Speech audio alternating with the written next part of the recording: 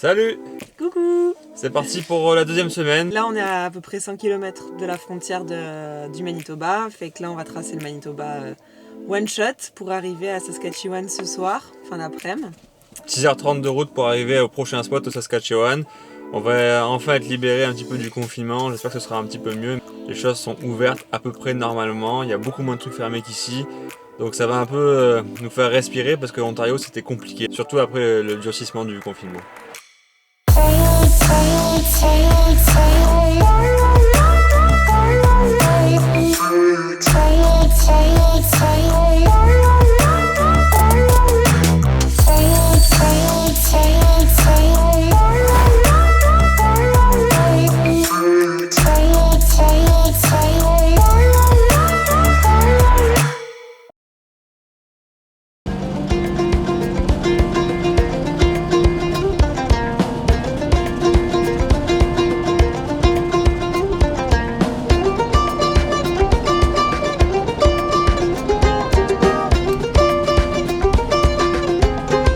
Ça y est, le seul arrêt du Manitoba pour éviter la quarantaine de 14 jours devant le centre du Canada.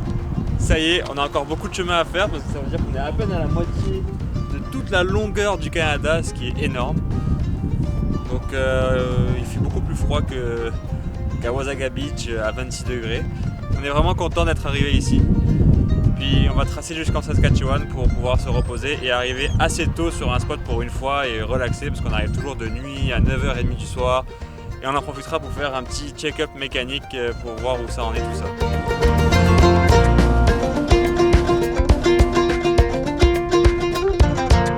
Bon, chose qui devait arriver arriva.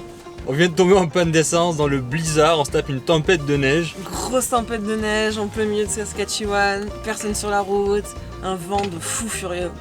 On a été trop optimiste avec l'autonomie affichée sur le tableau de bord. Puis c'est marrant parce qu'on est littéralement dans du pétrole. Il y a des champs avec des machines qui extraient le pétrole tout le long depuis 200 km. Mais toutes les stations d'essence qu'on croise sont vraiment un peu bizarres, donc on n'a pas voulu s'arrêter. Ou fermer, ou désaffecter. Du coup on a dit on va en trouver une et tout. Puis là dans 16 minutes il y a un Petro-Canada. Je dis bon c'est bon, on est tranquille. Puis là il m'a filé d'un coup autonomie bas alors qu'il avait marqué 80 km. Puis là d'un coup réduction de puissance du moteur. Horrible. Finito. On s'arrête sur le côté. Heureusement on a un bidon d'essence ici de secours, on avait au moins 20 litres de gasoil. Je viens juste de le mettre à l'intérieur, on va voir si ça fonctionne ou pas. Aïe aïe aïe. Bon, après beaucoup de galères finalement, Du stress. il y a un gars qui s'est arrêté, qui est mécanicien diesel, par chance. Tellement. Et il était super sympa, il avait un accent d'un texan, on comprenait rien à ce qu'il disait. En Saskatchewan, l'accent il est vraiment costaud. Mais au final il était vraiment super sympa, il nous a vraiment aidé pour redémarrer. Et après plusieurs tentatives on a réussi à redémarrer. Mais j'ai quand même appelé finalement un dépanneur, il va nous amener du diesel en plus pour pouvoir plus facilement aller jusqu'à la prochaine station essence. Faut qu'on ait un bon 20 litres pour qu'on soit tranquille. C'était un peu la catastrophe hier soir, panne d'essence et compagnie. Au final il était super tard, il était 10h du soir, on n'a pas pu aller au spot où on voulait parce qu'il y avait encore 2 heures de route. Donc on s'est posé sur le parking d'une école à l'arrache totale, la tempête de neige. Donc voilà le spot du jour, ça fait pas rêver mais bon, ça fait aussi partie du road trip.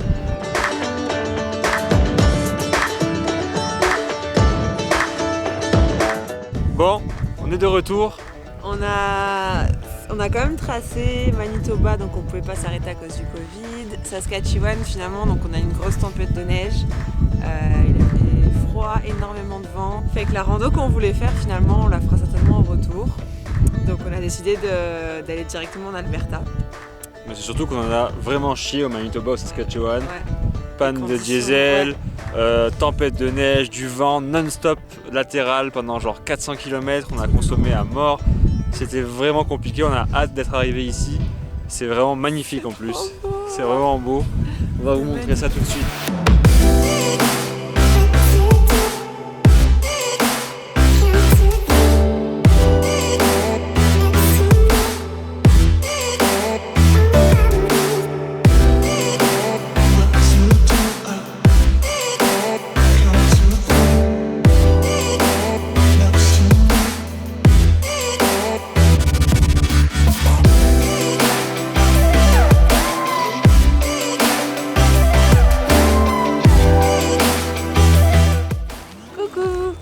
Bienvenue à Calgary, sous le soleil. On est arrivé hier soir. Puis aujourd'hui on va aller visiter un petit peu la ville. Ouais, ça fait quand même du bien d'être en ville après tout ce mauvais temps pendant les plaines et on a croisé personne pendant 3 jours. Ça fait quand même du bien même si on n'est pas extrêmement fan des villes. Après bon, la skyline est vraiment similaire à toutes les villes nord-américaines, Toronto, Montréal, ça se ressemble. Mais bon, on est content d'avoir fait un petit restaurant en terrasse hier, c'est autorisé. Donc c'est cool. Beau soleil.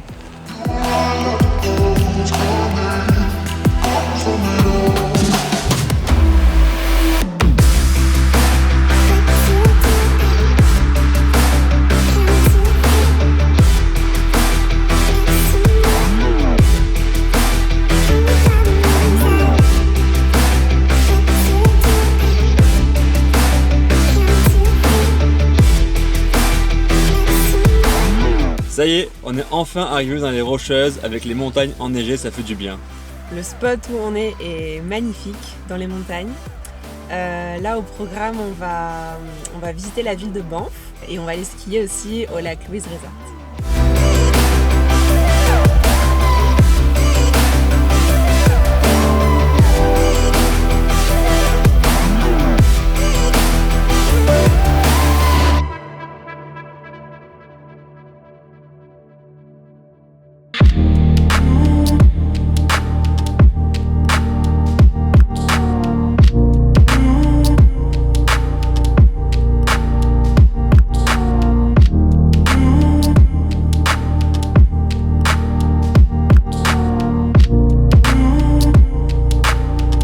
Voilà arrivé plus tôt que prévu en Colombie-Britannique. À la suite des fermetures des frontières entre l'Ontario et le Québec, on avait peur que ça fasse pareil entre la Colombie-Britannique et l'Alberta. Fait qu'on a décidé de traverser directement en Colombie-Britannique. En plus, c'est sûr que tout était encore enneigé dans les parcs nationaux en Alberta pour Banff, Jasper, Yoho, etc. Tout était encore inaccessible en termes de randonnée, donc on a quand même pu profiter du ski au lac Louise. Maintenant, on va profiter des sources d'eau chaude en Colombie-Britannique et du surf à Tofino. On vous montre ça la semaine prochaine. Allez, ciao!